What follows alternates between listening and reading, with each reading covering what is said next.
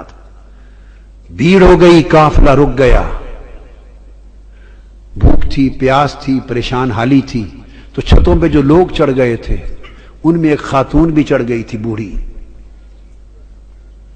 اس خاتون نے دیکھا قیدی ہیں, مسافر ہیں, پریشان حال ہیں.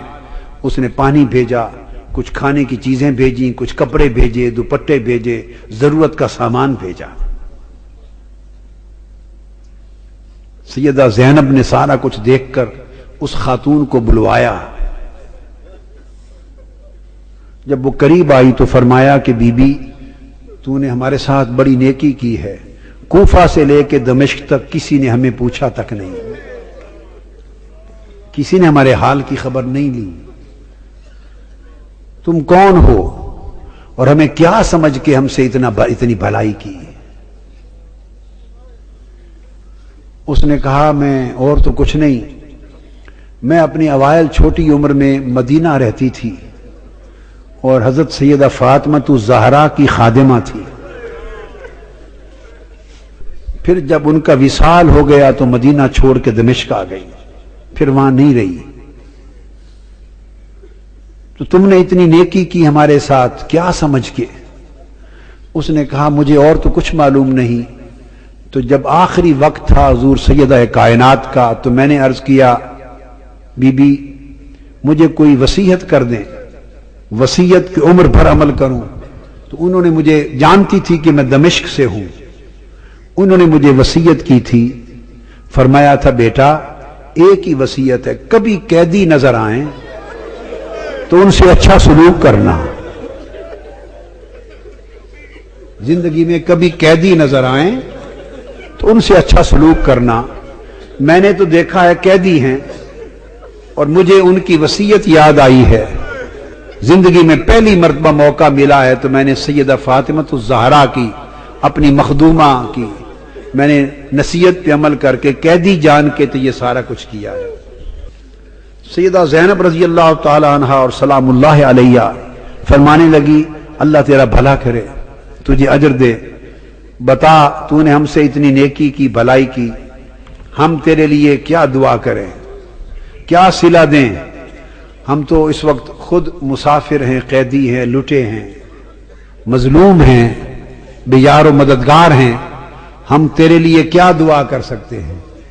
اس نے کہا بی بی میری ایک ہی آرزو ہے عمر بھر کی, وہ دعا کر دیں. پوچھا کیا آرزو ہے؟ اس نے کہا جب میں وہاں سے چلی تھی تو سیدہ فاطمہ الزہرا رضی اللہ تعالی عنہا کے چھوٹے چھوٹے شہزادے تھے, حسن حسین اور بی بی زینب, چھوٹے معصوم بچے تھے. اب زمانہ گزر گیا, زمانہ گزر گیا, میری اس وقت سے آرزو ہے کہ کبھی مجھے حسین اور زینب کی زیارت ہو جائے. دعا کر دے کہ مجھے ان کی زیارت نصیب ہو. بی بی زینب نے فرمایا تیری دعا قبول ہو گئی. میں زینب ہوں جو قیدی ہوں, اور جس کا سر کٹا نیزے پر دیکھ رہے ہو یہ حسین ہے.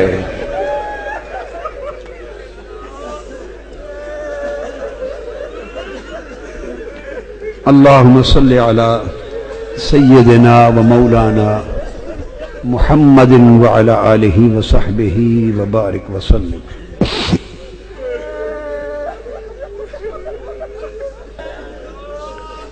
پھر سیدہ زینب قافلہ لے کر جب دربار یزید میں پہنچی ہیں تو اس بدبخت نے حکم دیا کہ یہ جو قیدی ہیں میرے سامنے پیش کیے جائیں, اور گستاخانہ انداز کے ساتھ سیدہ زینب اور سیدنا امام زین العابدین کی طرف مخاطب ہوا. آپ کے ساتھ وہ ضعیفہ مائی تھی جو سیدہ کائنات سیدہ فاطمہ الزہرا رضی اللہ تعالی عنہا کی خادمہ تھی, اور جنہوں نے اپنی گود میں حسن حسین اور زینب کو پالا تھا. ان کا نام تھا فضہ. ان حضرت فضہ کا مزار آج بھی دمشق کے قبرستان مقبرہ باب الصغیر میں ہے, اہل بیت اطہار کے ساتھ ہی. وہ ضعیف تھی, ضعیف, اس وقت بوڑھی بڑھاپے کی وجہ سے جھک گئی تھی, کمر سیدھی نہیں ہوتی تھی. وہ کھڑی ہو گئی جوش میں کھڑی ہو گئی. اور فرمانے لگی بدبخت یزید، تم جن کو باندیاں کہہ رہا ہے، یہ قیدی باندیاں پیش کی جائیں، خبردار، یہ دنیا اور آخرت اور کل کائنات کی مالک و وارث ہیں، تاجدار کائنات کی شہزادیاں ہیں، تمیز سے بات کر۔ یزید نے اپنے فوجیوں کو دیکھا اور کہا کہ یہ بری خاتون کون ہے جو جسارت اور بے ادبی کر رہی ہے ہمارے دربار میں، اس کی خبر لو۔ اس کے فوجی اٹھے، انہوں نے تلوار لہرائی، ڈرانے دھمکانے کے لیے بی بی فضہ رضی اللہ تعالی عنہا کو۔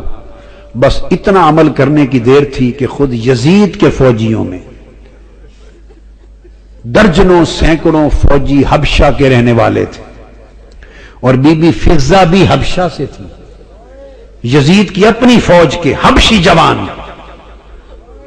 یک لخت 20 حبشی جوان تلواریں میان سے نکال کے کھڑے ہو گئے۔ ان کی جو قومی غیرت تھی اور وطن کی حمیت تھی اس نے جوش مارا۔